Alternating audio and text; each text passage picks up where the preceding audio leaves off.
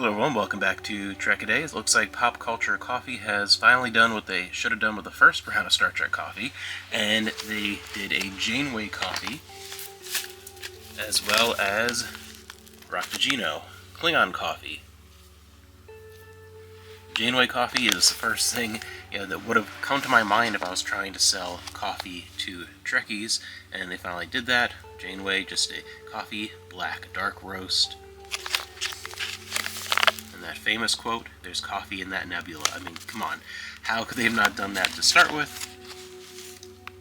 Coffee, the finest organic suspension ever devised. It got me through the worst of these last 3 years.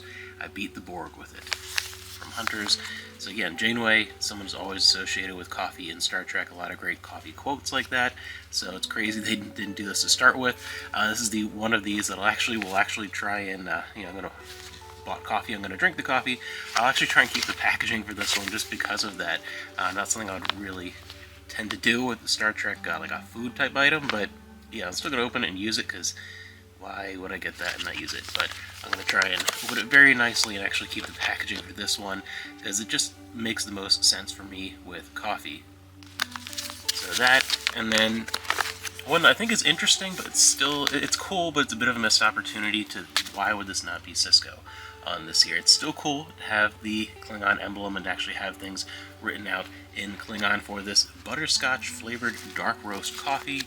Again, that's a drink that is the Raktajino, is the Klingon coffee is so synonymous with Deep Space Nine. It's something that was prolific throughout the entire series. That's a bit of a missed opportunity, but given the fact they just went with the Klingon route rather than the tie to DS9, I do think it actually is some pretty attractive packaging design for that. It still looks really cool, and really curious to see what this one is like, this butterscotch dark roast. You never know. Sometimes with those flavored coffees, like normally when I get coffee for my daily cup of coffee, it's something usually fairly plain, but every once in a while one of those flavor coffees ends up being really, really good. What I found over the years, what was it called? Jamaican Me Crazy is really good, so you never know, and it could be an interesting one, so I'm curious to see what this one is like. So overall, I think this is a much better release of Star Trek coffees than that first round with Kirk and Spock, and it just felt very kind of generic and pandering to a license. This makes a little more sense and is pretty cool.